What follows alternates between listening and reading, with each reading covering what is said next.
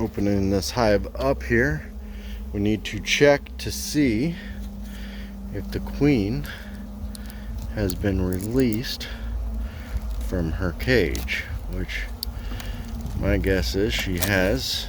We gave it a couple extra days.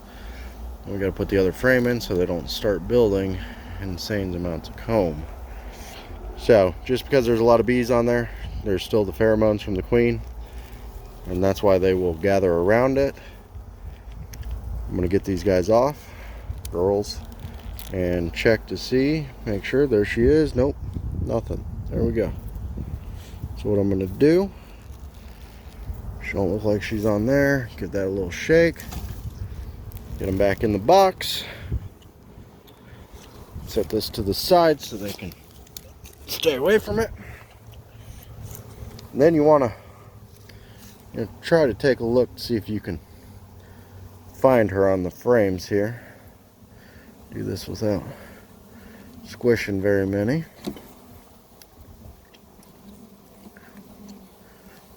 So you just pull the main frame out here.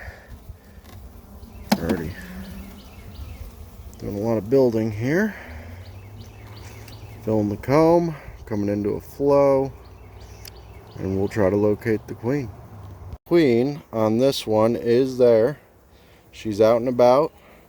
Now when we put this back in, we're going to add the other frame. We want to make sure we don't squish her. She's actively laying, and she's been released successfully. Same thing, package put in a nuke. Checking, be sure the queen's gone. She's not in there. We know she's out. Pull the frame, find her, stick the new frame in, and we're good to roll. On this one here, we have a little bit of an issue. You could see there's eggs all inside this comb. The queen is most likely on this comb somewhere. Problem?